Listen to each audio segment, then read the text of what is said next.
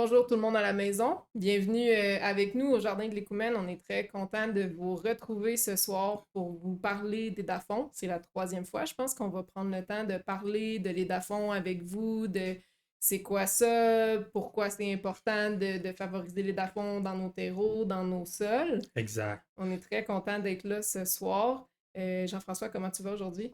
Ben écoute, je vais très bien. Ça va faire maintenant plus d'un mois que le terreau d'Afon est arrivé à l'Écoumène. Donc, on est bien content de vous en parler encore une troisième fois parce que je pense qu'il y a des choses importantes à dire encore au niveau du terreau d'Afon. Absolument. Puis pour les gens qui n'ont pas eu l'occasion peut-être de se joindre à nous ou de visionner nos webinaires précédents, on s'est dit aujourd'hui pourquoi, avant de rentrer dans le contenu, pourquoi on ne ferait pas un petit tour d'horizon en rafale pour se remettre dans le bain d'un terreau vivant, pourquoi on utilise ça, qu'est-ce qu'il y a là-dedans et tout ça. Fait que Jean-François, es-tu Oui, prêt pour ça? Je vais te lancer trois petites questions en rafale, boum, boum, boum, puis tu vas prendre le temps de OK. répondre Ben, à ça. ça, c'est les questions, en fait, que les gens qui ont visionné nos webinaires précédents nous ont envoyées, là. Exactement. Parfait. C'est Ben des écoute, questions qu'on a reçues des gens à la maison. c'est génial, c'est bon. Moi, je suis prêt. Parfait. Donc, une des premières Ouais. questions que les gens vont poser, c'est qu'est-ce qu'on retrouve dans un terreau vivant? Ben écoute, la réponse est simple, c'est la vie. Alors, dans le terreau vivant et d'à fond, on retrouve une multitude d'organismes vivants qui, justement, donnent tout ce pouvoir-là aux plantes de pouvoir de bien se nourrir, d'être en santé, puis d'être vigoureuses. Bref, c'est du vivant qu'on retrouve principalement dans ce terreau-là, sous forme de micro-organismes, bien sûr. Correct. Donc, ça veut dire qu'on ne les voit pas nécessairement, mais il y a Mhm, de la vie dans les terreaux. tout à fait. Donc, une autre question, Oui. c'est quoi les avantages écologiques d'utiliser un terreau vivant plutôt qu'un terreau industriel? Ben, le terreau d'Afon, comme je viens de vous le dire, étant donné que le vivant est dans le sol déjà, on n'a plus besoin en fait d'ajouter de fertilisants pour les premières phases de culture, donc la germination, la croissance. La microbiologie qu'on a intégrée via bon, le phrase d'insectes permet justement de réduire l'usage de fertilisants, tout simplement. Ça permet aussi de rationaliser l'eau parce qu'il y a une très bonne porosité, il est bien balancé. Donc, c'est ce qui fait vraiment une différence entre un terreau industriel et un terreau vivant, comme on vous propose de l'utiliser, puis comme on utilise nous d'ailleurs depuis plusieurs années. C'est vrai que c'est exactement ce terreau-là qu'on utilise. Je pense qu'on l'affectionnait Exact. beaucoup, fait que c'est pour ça qu'on a décidé de le partager avec les jardiniers et les jardinières du Québec. Mhm. Et puis, troisième question, pour finir notre rafale de questions. Tu l'as un peu dit, mais je pense qu'on ne le dira jamais assez. Est-ce que l'utilisation d'un terreau vivant peut améliorer la qualité nutritionnelle des plantes cultivées? Écoute, j'adore cette question-là parce que la réponse est évidente. En fait, c'est la. Quand on voit une plante qui est luxuriante, donc on parle de la chlorophylle là, à ce moment-là, quand on voit la plante est verte foncée, donc on peut présumer que la plante a emmagasiné des vitamines, des minéraux. Donc oui, bien sûr, ce terreau-là permet aux plantes de tout manifester en fait cette vitalité pour notre propre santé. Alors, oui, c'est clair.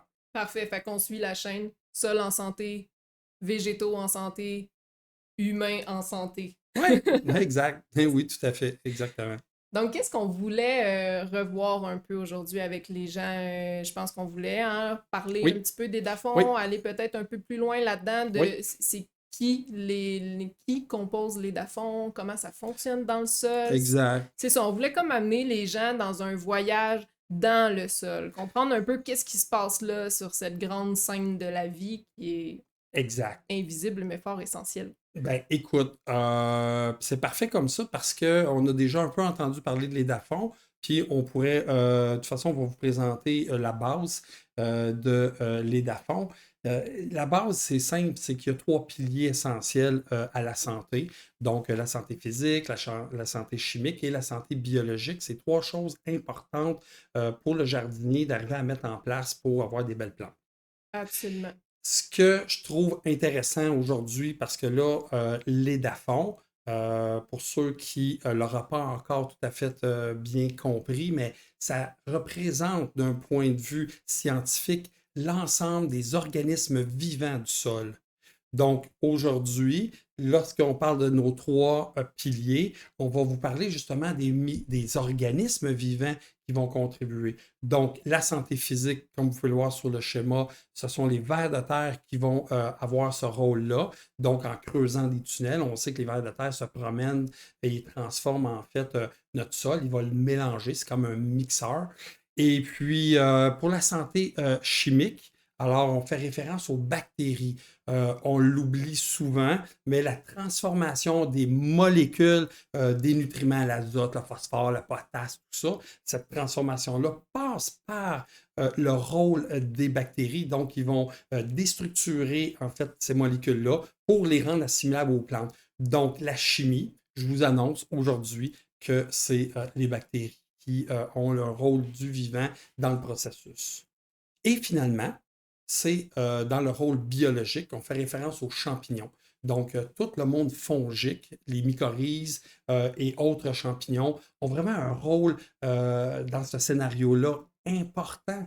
Alors, c'est eux qui vont créer le lien, c'est eux qui vont en fait interconnecter tout ce beau monde-là parce que la plante vit avec les champignons, les bactéries aussi. On va y revenir tantôt un petit peu, mais c'est vraiment la base à retenir, c'est la physique, les vers de terre, la chimie, les bactéries et la biologie, bien sûr, nos champignons. Ça va? Ça va, c'est parfait. Oui, Puis là, bon, on a pris le temps de parler de quelques habitants du sol, exact. mais en réalité, il y en a vraiment une tonne. Je me rappelle plus combien tu disais, quel pourcentage de ces habitants-là on connaît Ouais. réellement, mais en fait, c'est minime, hein. Ça reste encore un univers très méconnu, même dans la science actuelle, n'est-ce pas? Ah, écoute, la science actuelle, c'est la métagénomique, en fait, qui est la science qui nous permet justement de mieux identifier tout ce monde microbien-là. Et puis, ils le disent eux-mêmes. On est en train à peine de découvrir une portion, en fait, de toute cette vie qui est microscopique. On n'est pas capable de voir, malheureusement, à l'œil. Absolument. Par contre, dans les dafons, il y a aussi des êtres qu'on va voir parce qu'on va le diviser, on va le diviser, les dafons, en différentes catégories. Microflore, microfaune, mésofaune, macrofaune, puis on y revient. Oui. Mais je veux juste faire une petite parenthèse parce que récemment, on a regardé une vidéo avec Jean-François.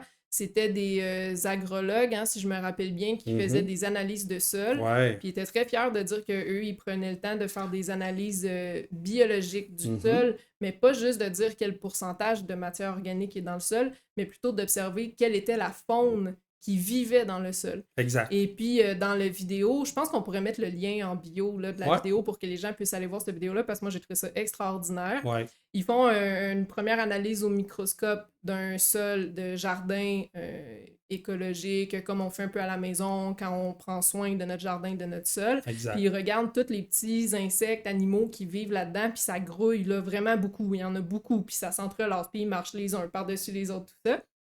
Et puis après ça, ils regardent une analyse d'un sol en agriculture conventionnelle. Il y a C'est la rien. lune, hein. Il n'y a Ouais. plus rien. Il y a de la poussière Puis et il n'y a j'aime plus rien. puis j'aime l'analogie avec la Lune, effectivement. Les sols qui sont cultivés industriellement actuellement, c'est à peu près la même analogie. C'est la Lune.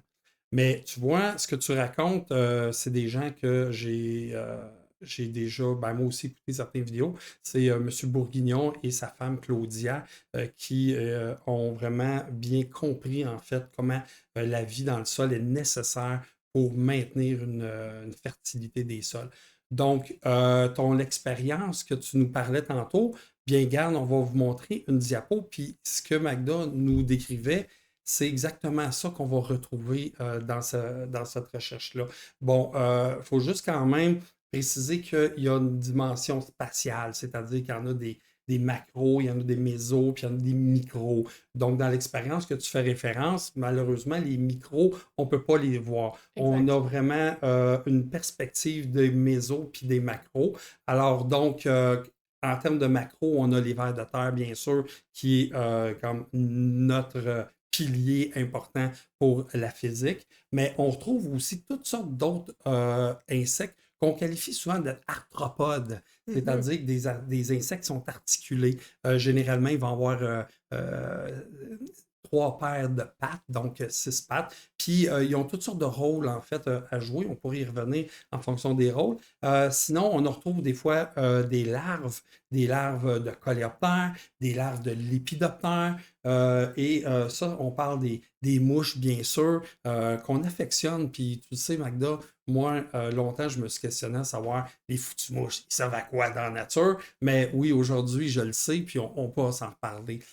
Sinon, on parle aussi, ah oui, bien sûr, des colamboles. Ça, t'es aimes beaucoup les colamboles, Oui! hein? J'adore les colamboles, c'est clair que, puis eux autres aussi, je les ai démystifiés.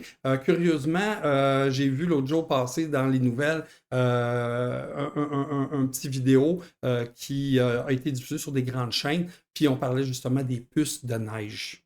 C'est ça, parce que juste pour que les gens y comprennent, là, quand on Oui, parle des colamboles, ce exact. sont généralement les premiers petits insectes qu'on pourra observer dans la neige au printemps quand ça commence à fondre. Si Exactement. vous en avez jamais vu, portez attention quand vous aurez les premières journées Exact. chaudes de Oui, printemps puis que la neige va commencer à fondre. Prenez exact. le temps de vous pencher sur la neige, regardez si vous verriez pas ces petites bêtes-là Oui, noires, sont très petites, mais c'est oui. visible, là. Puis ce que, pour moi, pourquoi que ça l'évoque beaucoup le colembole, c'est que c'est un indicateur de santé de l'écosystème.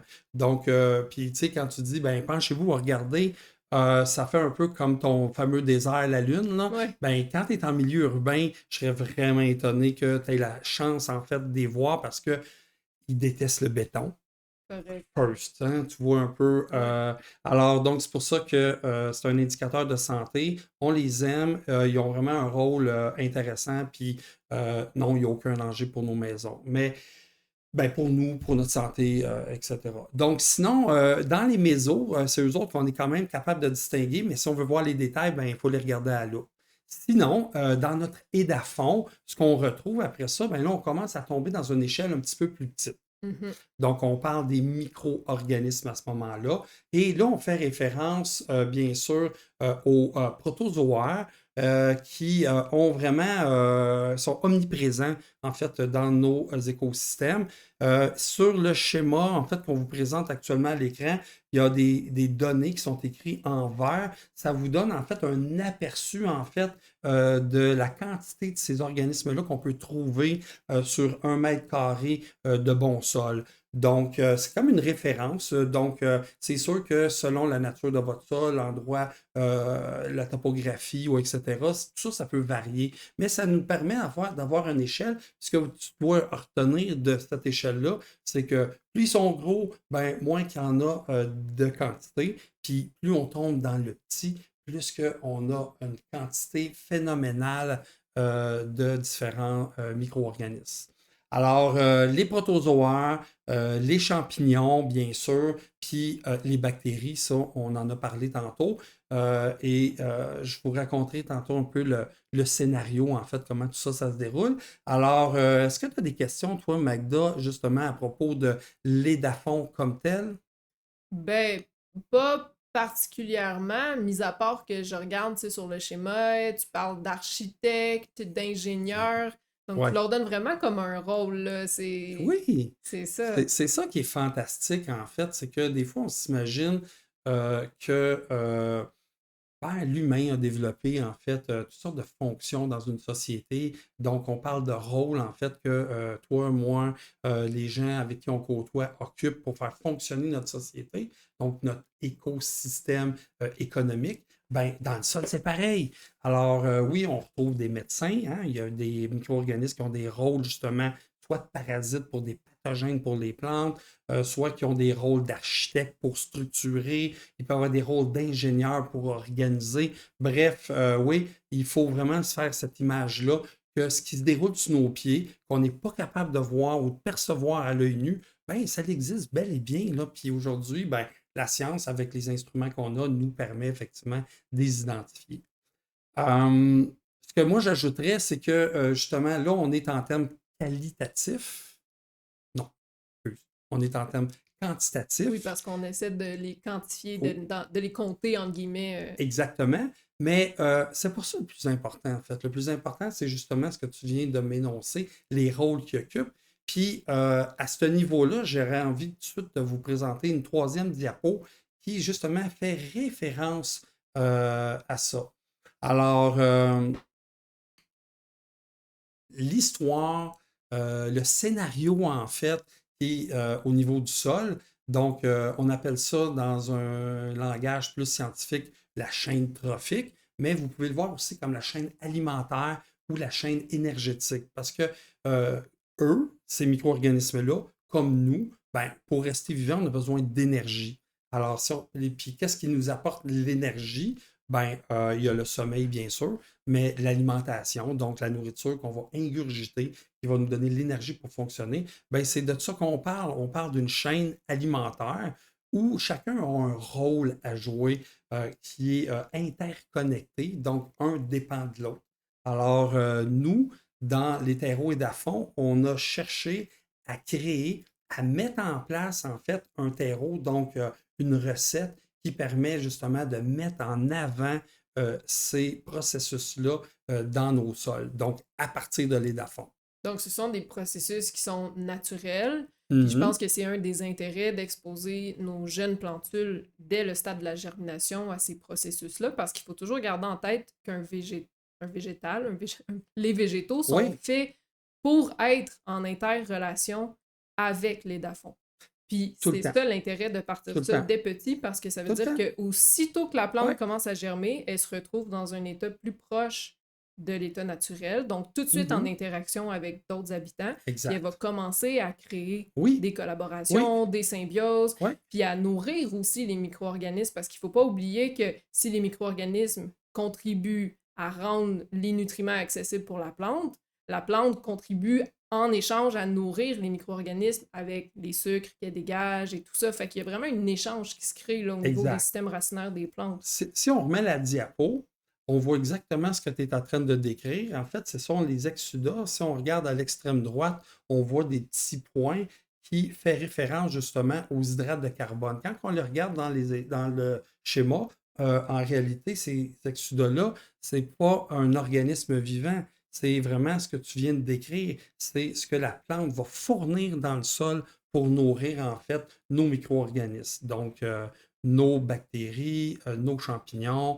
Puis les protozoaires, juste en passant, son rôle à lui, c'est de régulariser, donc d'équilibrer les bactéries. Parce que si à un moment donné, il y a trop de bactéries, ben on le sait, hein, même nous, pour notre propre santé, s'il y a trop de bactéries, on se crée un déséquilibre, puis là, on est tout proche. Mhm. Alors, donc, le protozoaire, il est là, lui, pour aller bouffer les fameuses bactéries. Puis c'est ça qui est fantastique, c'est que lui, il s'en sert pour procurer son énergie, mais il va lui aussi générer des déchets. Puis c'est dans les déchets des protozoaires qu'on va trouver les nutriments pour les plantes. Ah oui, Exact. ça c'est. Alors, donc, c'est toute ça la chaîne, là, tu sais. Donc, un nourrit l'autre, mais un, à un certain état, va libérer des nutriments et pour le bénéfice de l'autre. Donc, c'est là qu'on crée, en fait, cette synergie. Euh, Tantôt, quand tu m'expliquais tout ça, ce qui m'est venu en tête aussi, parce que des fois, les gens qui ont besoin un peu d'images plus à notre échelle pour comprendre, ben, quand un nouveau-né vient au monde, ben, en sortant en fait du placenta, ben, il est exposé en fait aux microbes. Il va aussi être inoculé. Puis ces microbes-là vont lui permettre en fait à cet enfant-là de développer les métabolismes pour justement être capable d'assimiler la nourriture. Tout le monde qui a eu des enfants se souvient très bien qu'on a différentes étapes à passer avant d'y donner de la bouffe solide et un bon gros jambon. On ne commence pas par ça, hein, on y va graduellement. Ben, c'est exactement la même chose qu'on fait avec nos plantes et en fait que le rôle de l'édafon va occuper pour la nutrition de nos plantes. Absolument. Je pense que, détrompe-moi si je me trompe, mais il y a aussi un intérêt de le partir au stade de semis avec un terreau vivant Et bien sûr, au moment de la transplantation. exact. Parce que c'est un peu comme si la plante arrive dans son état, dans son lieu de transplantation avec Oui. une équipe. Ah, Tu sais, clairement. elle est déjà Tout à encadrée fait. avec ses ingénieurs, Ouais, ses architectes, ses ouais, médecins, ouais. toute cette petite gang-là là, Exact. qu'elle a entretenue, sa petite équipe. Oui, Ben là, elle arrive au jardin oui, avec sa petite équipe. exact. Puis ça doit faire une bonne différence aussi au niveau de sa capacité à reprendre la croissance, Oui, à s'adapter à son nouvel environnement. exact. Puis, pourquoi que ça fonctionne? Ben, parce que justement, c'est la plante qui mène la danse. C'est-à-dire que c'est la plante, via les exudats, qui va déterminer quel micro-organisme qui va être là. Je ne sais pas si tu te souviens, en fait, sur la séquence précédente, mais on l'a déjà énoncé, 1 gramme de sol, de bon sol, peut contenir jusqu'à 1 milliard de bactéries. Mhm. Et on parle de 25 à 30 000 sortes de micro-organismes. Fait que les 25 000, ils ne seront pas nécessairement tous au même endroit, au même moment, mais ils vont être présents au moment où la plante va donner un signal. Elle va dire Hey guys, moi j'ai besoin d'un médecin. Hey guys, j'ai besoin d'un architecte. Puis à travers ces exudats, ben, elle va être capable d'aller choisir ceux avec qui elle veut s'associer. C'est ça on pourrait dire une magie, mais c'est ça qui est l'innovation parce que c'est pas nous qui l'avons inventé. L'Édafon est présent depuis, je dirais, 450 millions d'années. Donc, il a coévolué avec les végétaux dans la nature. Il a évolué avec eux. Et nous, ben, en fait, notre contribution, ben, c'est justement de favoriser des plantes saines à travers une gamme de produits qu'on appelle Édafon. Donc, Édafon, la gamme de produits à l'écoumène, on parle de terreau, on parle d'engrais verts, on parle en fait de différents produits qui, justement, vont servir à avoir des plantes saines, des plantes robustes, plein de chlorophylle.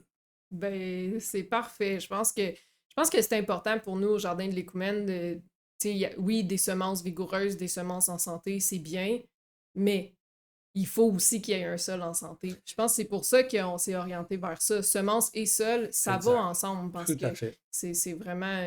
Tout à fait. Puis ça, c'était notre quête dès le départ, parce ouais. qu'étant donné qu'on a des loams sableux, donc des sols plutôt pauvres, on a toujours cherché justement les Coumen à voir comment on peut optimiser nos sols, comment on peut leur donner la fertilité, Mhm. comment on peut arriver à mettre en place des plantes en santé sans toujours être obligé d'intervenir, toujours obligé de rajouter des trucs. Fait que si on part avec des plants ou des transplants qui ont déjà amorcé une bonne vie avec les dafons, c'est sûr qu'on part du bon pied. C'est ça. Exact. Est-ce que Jean-François, parce que le temps file quand même, est-ce que tu avais d'autres choses que tu voulais nous partager là, par rapport à la chaîne trophique du système du sol ou bien si tu as envie qu'on y aille avec quelques autres petites questions en rafale?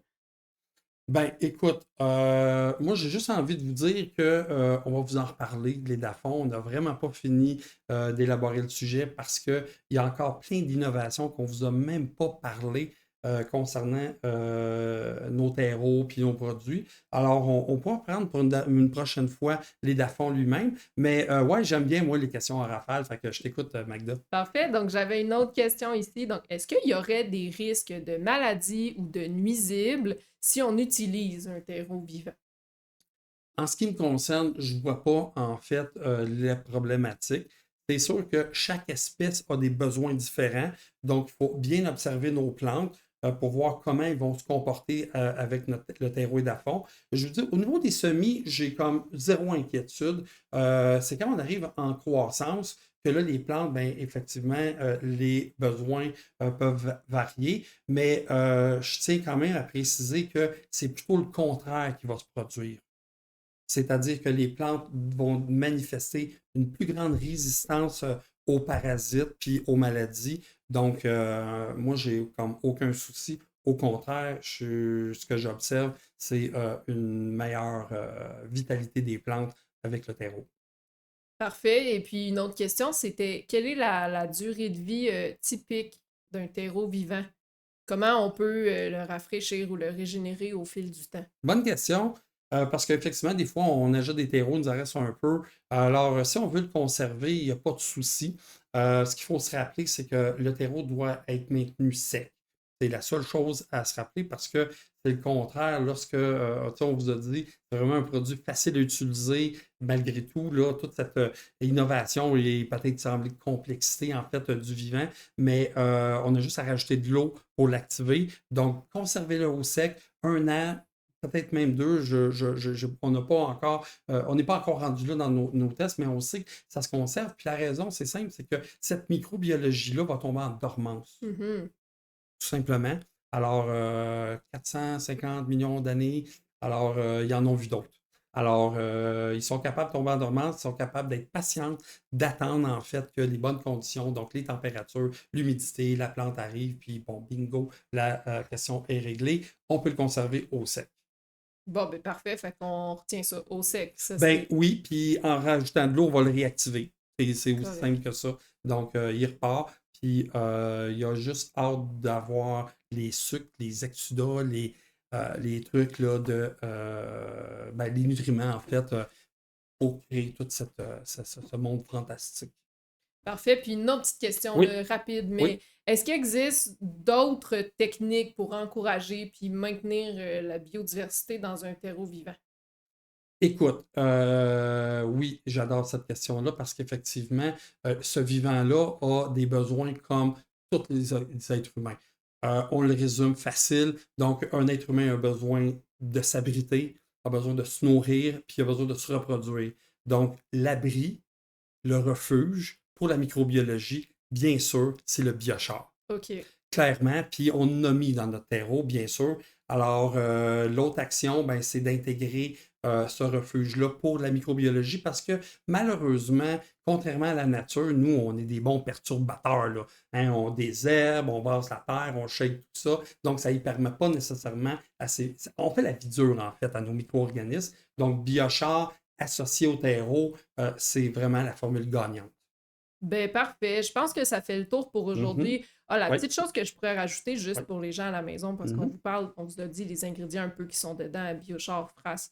Euh, c'est possible hein, de faire de vos propres recettes. C'est ça, on vous parle du terreau parce qu'il y a eu un moment donné où les gens avaient besoin de quelque chose de simple d'utilisation. Oui. Mais en réalité, vous pourriez aussi faire vos Ben, recettes, puis faire vos écoute. tests, puis vous amuser aussi avec tout ça. Puis on en a des recettes sur le site web aussi que vous pourriez trouver. Donc, D'accord. Ben écoute, si on a le cœur ou l'intérêt d'être mixologue, donc mélanger des ouais, c'est affaires, ça. bien sûr, on peut retrouver effectivement différents produits en vrac puis vous amuser. Mais dans les dafons prêts à l'emploi, ben, on a répondu, en fait, je pense, à ceux qui sont contents, Ouais. mais qui n'avaient comme pas nécessairement le goût, le temps de tout faire ces petites recettes-là. Absolument, parce qu'on est Alors, là pour vous simplifier la vie aussi. c'est ça. Exact. Fait que si on finit là-dessus, on peut retrouver en fait le terreau d'affaires pour la germination et le tout usage. On peut les retrouver en format de 28 litres pour la germination, 56 litres pour la croissance. Et la bonne nouvelle, c'est que pour ceux qui ont des beaux gros projets, on peut aussi vous le fournir en 2000 litres. Donc, des gros big bags, gros projets dans votre cours, la culture en bac, en smart pot. Donc, vous avez aussi la possibilité aujourd'hui pour les jardiniers d'avoir accès à un produit de professionnel parce que à la base, c'est les professionnels, c'est ce terreau-là qu'ils utilisent. Donc, venez nous voir sur notre boutique en ligne, ecumen.com. Et puis, écoute, je vous souhaite une belle saison de jardinage. Puis, on se retrouve prochainement. Exact. Merci beaucoup d'avoir été là. On vous souhaite une excellente soirée, puis on se dit à très bientôt. Merci. Bye bye, Magda. Merci à Bye, toi. Jean-François. Merci à toi aussi.